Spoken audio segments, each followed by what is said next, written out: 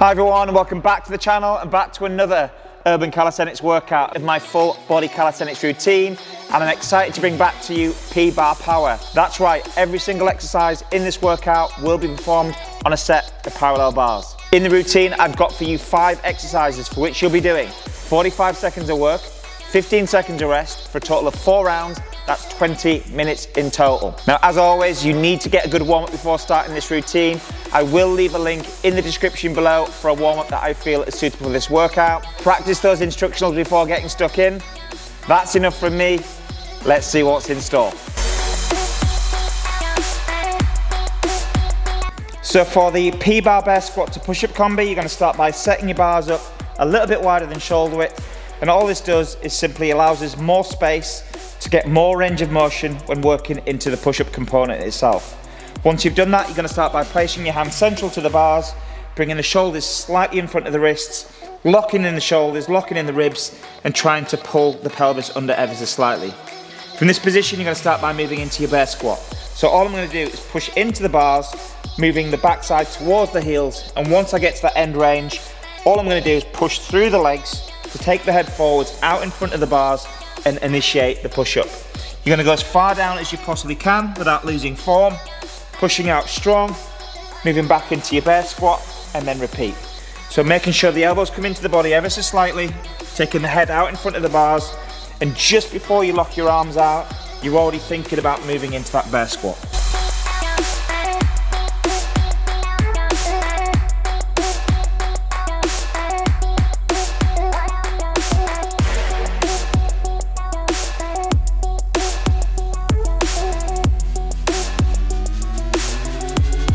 So for the P-bar up and over, you're going to start by moving into a seated L position, making sure your legs are as straight as possible, and the intention will be to place one hand either side of the legs, making sure we get the palms fixed to the floor.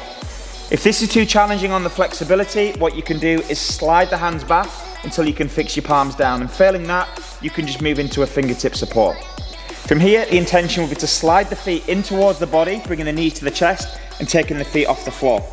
And then we're going to extend the legs until the feet clear the bar. You move back into your tuck position, placing your feet back in contact with the floor. So again, slide the knees into the body, feet off the floor, extend the legs, trying to keep the upright position with the torso, back into the tuck, and then back into the L.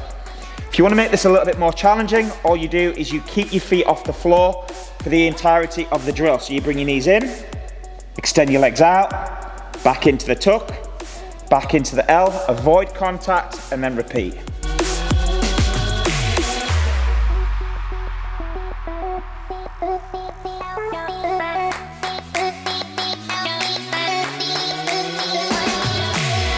So for the P-bar jump throughs, you're going to start by setting your P-bars up to around about shoulder width, maybe a little bit wider.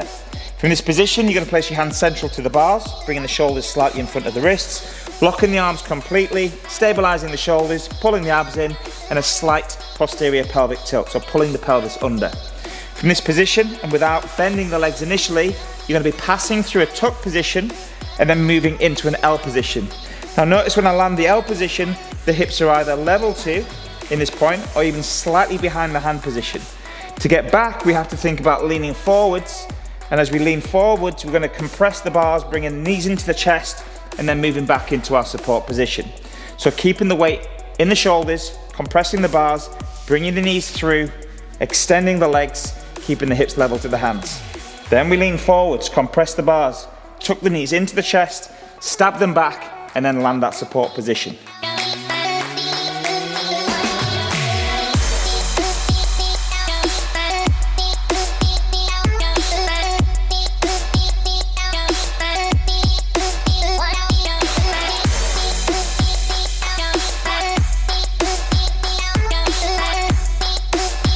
If this is too challenging, what we can do is we can do this as a 6-step, or we call this a step through. So the setup is exactly the same. All we do, instead of jumping through, we step for 3 steps forwards, 3 steps back. So we're going to go 1 foot in the middle of the bars, 1 foot you carry all the way through into a single-sided L, and then you join the feet together. To get back, we still come forwards, we step 1 leg back, 1 leg moves all the way through, and then we join the feet together in that support position. So it's 1, 2, 3, hips level to the hands, lean, 4, 5, 6.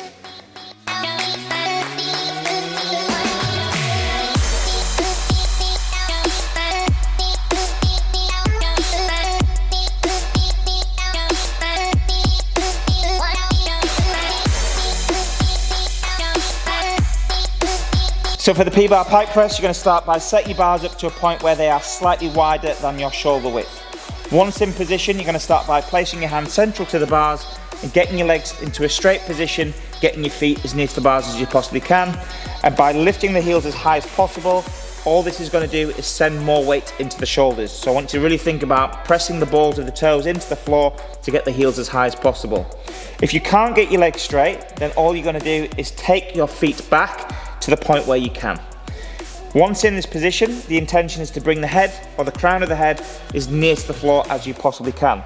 So looking through the legs, dropping the chin into the chest, you're going to start to make your way down, bringing your head slightly forwards, and when you reach that bottom position, the forearm should be in an upright position. Once the head comes into contact with the floor, keeping the hips high, keeping the spine slightly rounded, so bringing the shoulders forwards, you push out strong until your arms fully extend, keeping the shoulders nice and high. So from here, again, breaking the bars, bringing the elbows into the body. Head comes into the floor, looking through the legs. Push out strong, keeping the weight on the shoulders. Lock your arms and then repeat.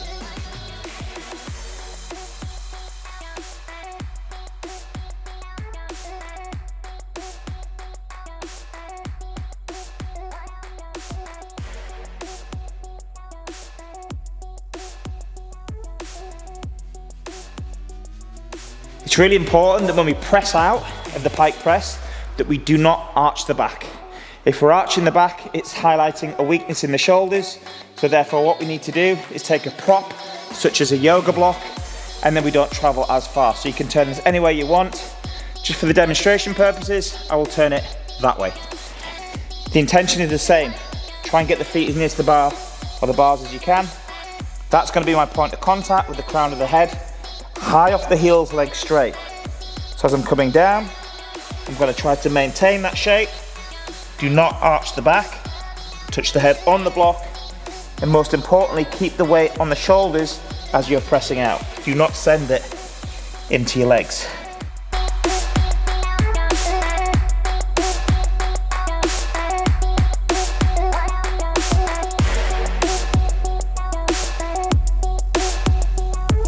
So for the P-bar dip to alternating leg lift, you're going to start by setting your bars up to around about shoulder width, placing the hands central to the bars and trying to get to right angles between the legs and the torso. Ideally, you want to get your hips either level to or even slightly behind the hand position. From here, what's going to happen, keeping the legs as straight as possible, you initiate the dip by bringing the head to a forward position, folding the body. If you can, touch the backside on the floor, and then when you reach that top position, you make sure your arms are straight. Straight off the back of each dip, you're going to do 2 leg raises, one on the left, one on the right.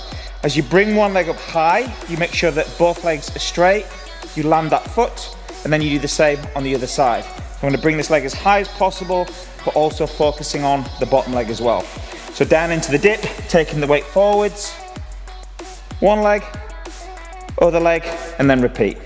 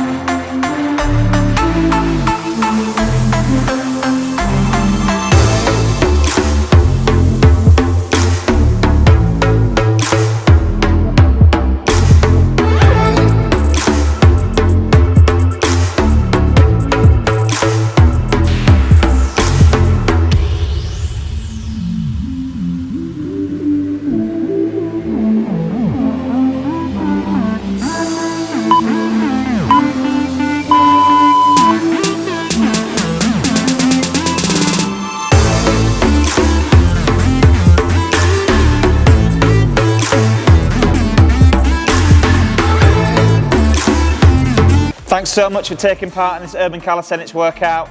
I hope you had a great time challenging yourself and breaking a sweat. If you did find this workout useful and beneficial, please give me a like and most importantly, subscribe to the channel. Keep up the great work, stay motivated, and I'll see you on the next workout.